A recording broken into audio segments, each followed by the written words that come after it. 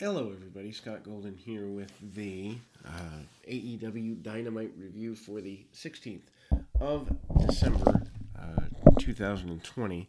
And I mean, it wasn't a bad show by any stretch of the imagination. Also, wasn't the world's best show either. It's certainly a downturn from where they were a week ago.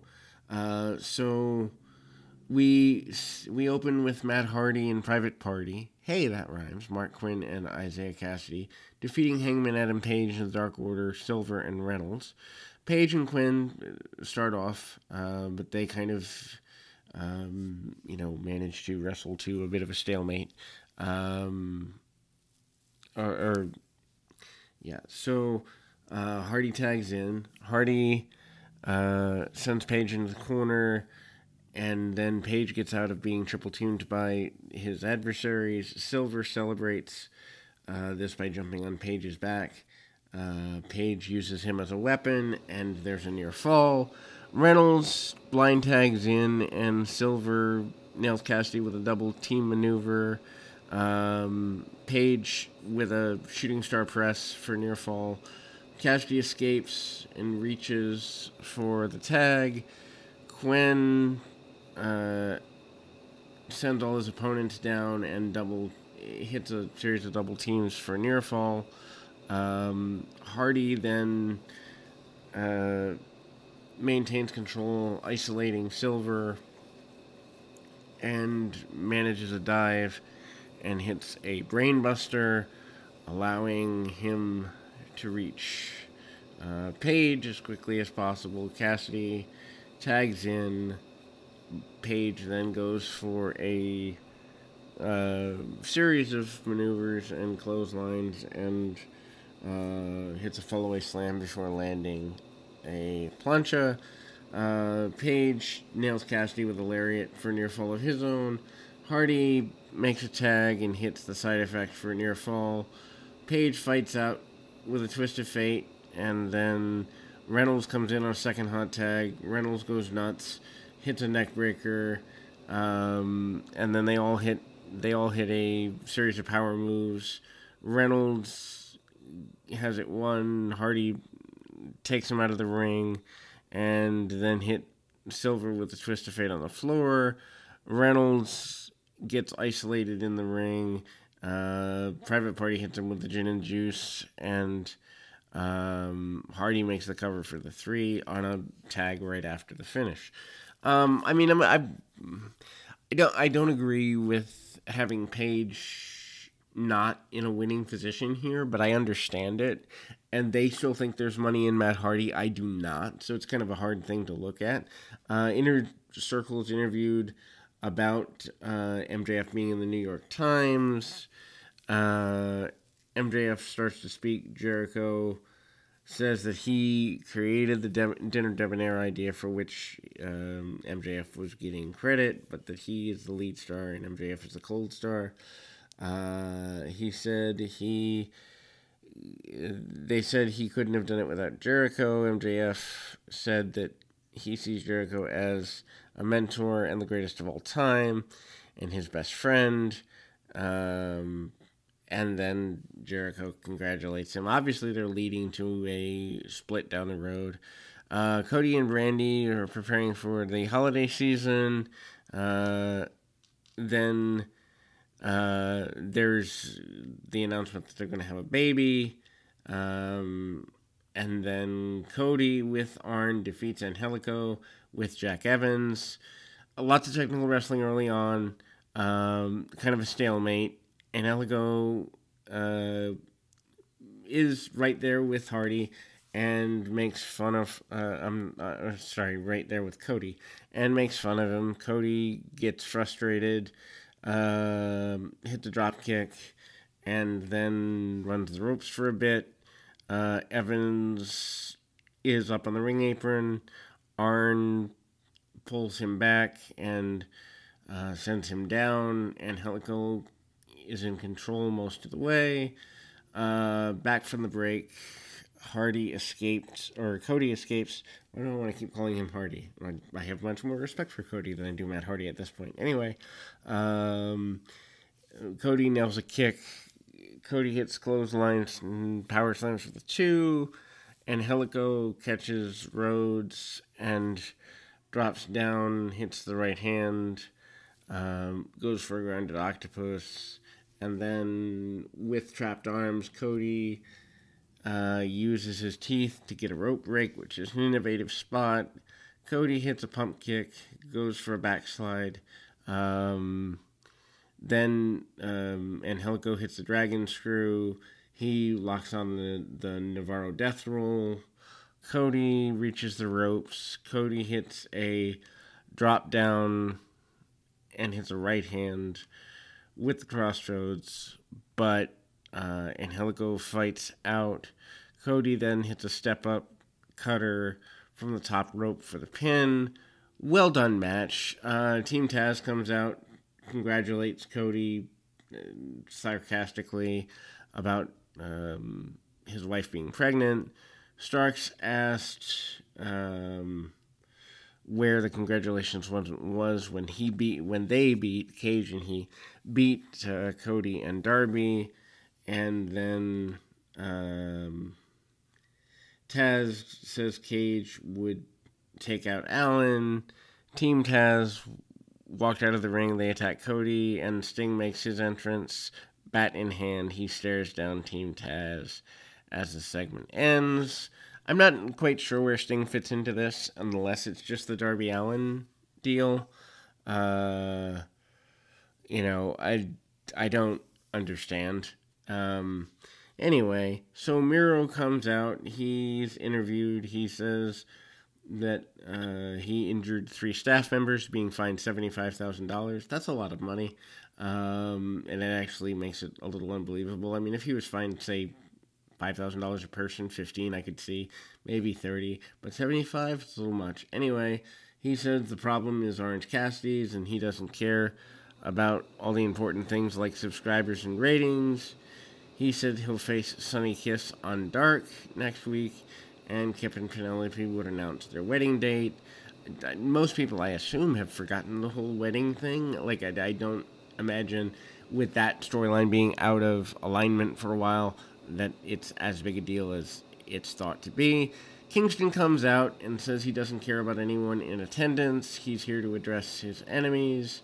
Kingston's first enemy is God, because he's still living. That's kind of dark. Anyway, he says the second enemy is Pac, and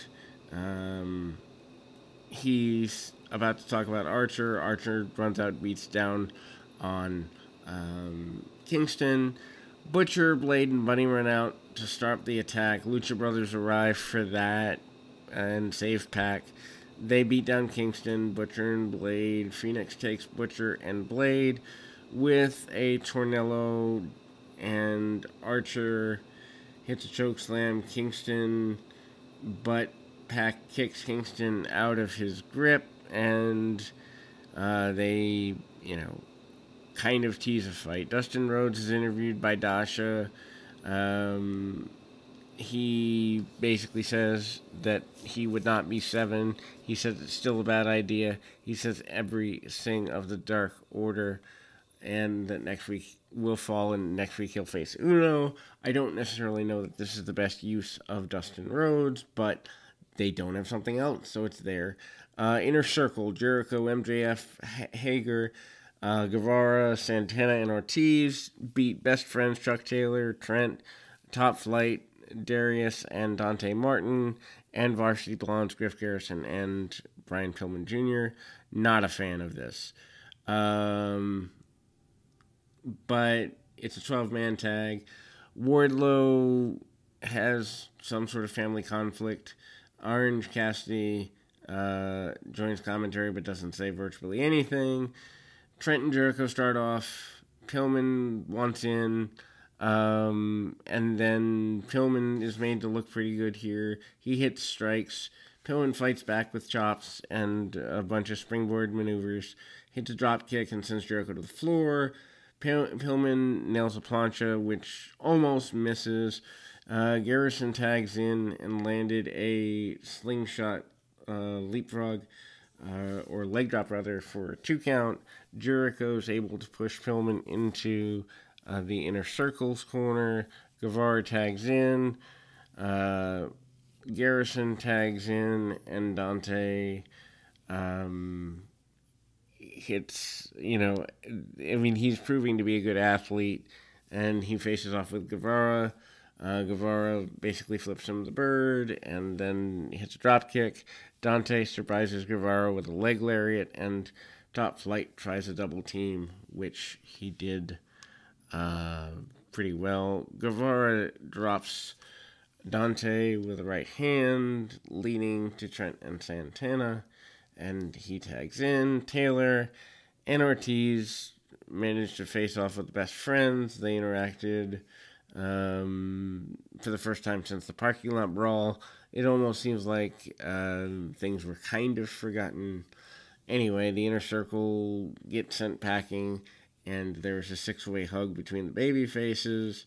Santana hits the Three Amigos suplexes, and MJF tags in and hits Trent's arm. Inner Circle beats down Trent on the floor. Guevara is pretty cocky, and he goes for a shooting star press. Trent rolls out of the way and hits a bicycle knee. This allows him to tag Darius. Darius has sent the Inner Circle off the apron and hit the Spanish Fly on Ortiz. He goes for a dive and cuts him off. Dante makes a blind tag and immediately dove into a pile afterwards. Best Friends hit a half and half soul food combination. Garrison tags in. Garrison clears the ring, but does a cutoff by a bat strike from Jericho. Hager tags in and hits a really awkward F10. MJF tags in, gets the pin pretty quickly. Teams brawl post-match. Top Flight's the only one left standing after that whole process. Thunder Rosa makes her way out. She's interviewed about Britt Baker. She said she's wrestled all over the world, and she blames Baker for losing the NWA Women's Championship, and she laughs at the idea of Baker and Rosa doesn't belong. Rebel arrives and says that Rosa's laugh is terrible. Baker attacks her. This is it's ugly. The Acclaimed up next. Anthony Bowens and Max Caster defeated SCU in what I considered a surprise. Daniels and Kazarian. Acclaimed making their Dynamite debut. Caster manages to wrap up their opponents before the match. Basically, it's a John Cena light ripoff. He goes after SCU. Kazarian grabs the mic and returns the favor. And obviously Kazarian's not a rapper, so this doesn't go very well. Kazarian and Bowens started off. A Northern Light suplex gets Kazarian a quick near fall. Daniels tags in and hits a double team to get another near fall. Bowens pounded out the move and tags in Caster, who he met with a driving dropkick from Daniels. Bowens tags in, but he gets met with a kick from Kazarian. Caster basically is the only one who's doing a lot for the Acclaimed, knocks Kazarian off the apron. Acclaimed beat him down. Acclaimed maintain an advantage for a good bit, and then Kazarian hits a slingshot DDT, and then Daniels hits a clothesline and hits a series of hands. He hits an STO on Caster and then hits a Blue Thunder Bomb on his other opponent. Daniels set up the best movesaw ever, but the Acclaimed cut him off and they fight on the top rope. Daniels punishes and pushes Bowens down and hits a diving crossbody there. Bowens kicks out of the O'Connor roll. Caster hits Daniels with a series of bombers and follows up with something kind of looking like a final cut. This is their 8th straight win. Post-match, Castro takes the mic and raps about the Young Bucks who were ringside, saying that he and his partner want the tag titles. And then Bowens kind of grabs the mic and goes, I guess you could say, off a little bit. Anyway, Big Swole and Serena Deeb defeats Ivelisse and Diamante. Ivelisse and Deeb start off. This match really could have been cut from the show. Wouldn't have mattered.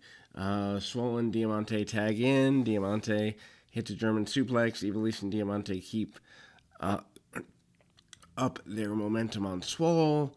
Through the break, Deeb gets a hot tag and hits a rope hang neck breaker on Ivelisse. She applies the figure 4, but Ivelisse rolls in the tag in to Diamante. Ivelisse and Diamante flatten Deeb with a combination sidewalk slam for near fall. Swole tags in and lays in chops on Diamante, but misses the dirty dancing. Ivelisse grabs Swole's hair. Swole's able to fight out of a sliced bread and hits a tiger driver, and then followed up with a cloverleaf. Deeb controls Ivelisse and Diamante taps out. Nia Rose attacks after the match with Vicky Guerrero. Ivelisse and Diamante continue the beatdown. Red Velvet runs out with a steel chair, sending the heels away. Basically, a video airs promotes the partnership with Rooster Teeth, headlined by Scorpio Sky.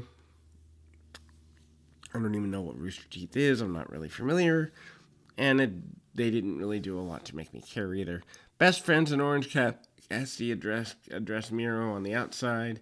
They say that he'd make an appearance at Kip and Penelope's wedding.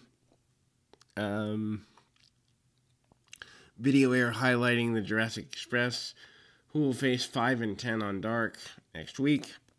FTR being on Dark is an insult to them. FTR and Tully Blanchard come out to commentary. They complain about calling the Jurassic Express a sideshow, and they are offended as the greatest tag team in the world to be put in the same ring with the Jurassic Express. Anyway, Jericho will be on commentary next week, and the following matches have been announced. Young Bucks versus The Acclaimed for the Tag Team Championships. Jericho and MJF versus Top Flight. Dustin Rhodes and Evil Uno. Jurassic Express and Colt Cabana, 5 and 10. Pac and the Butcher. Shida in action. Kind of a weak lineup, but it is a holiday week, so that's understandable. Jericho will be on commentary. And there is some wonder about the timing of the show because of the NBA. No disqualification match. Kenny Omega with Don Callis defeats Joey Janela with Sonny Kiss.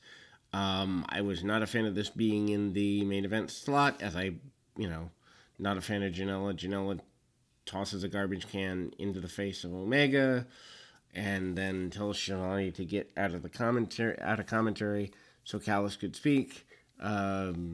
Shivani tells off Callis. Janela hits a top rope dive, sets up a chair. Omega turned this into the Coquina Crusher into the chair, and Omega hits a baseball slide and hits a Terminator dive. Callis calls the match with the house microphone, calling it his own personal commentary. Omega attacks Janela with a cookie sheet. This is just horrible. Callis hands Omega the microphone, and he amplifies his attach and goes after Janela. Omega lands a moonsault through a trash can and hits chops and strikes and uses a cookie sheet before a springboard stomp through a trash can. Omega set up a one-winged angel. Janela reverses out of it into a Rana. Kiss sets up a table on the outside for his partner, and Janela looks for weapons, sets up Omega on the table and puts him through it with a diving leg drop. Back in the ring, Omega is out of the way, hits a moonsault, and lands two V-triggers, and the one-winged angel following the win in about 5, 6, 7 minutes, somewhere in there. There's no way Joey Janela should be that competitive with your world champion. That's just, it reeks of let's book our friends and everybody sing Kumbaya. Post-match, Callis said that there's no more unanswered questions in AEW and the title. Eliminator tournament, he said Death Triangle came out, and Pac said that there was unfinished business between Phoenix, who never lost to Omega because he couldn't compete due to injury. Callis said wrestlers don't tell the world champion what to do. And Pac had already spoken to Tony Khan, and on December 30th, Omega will defend the championship against Phoenix. Callis and Omega basically go back and forth verbally, and the show ends.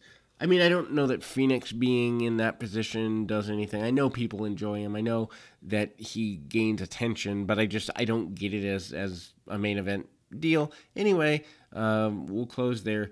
Till next time, keep your feet on the ground, your mind in the moment. Till next time, everybody.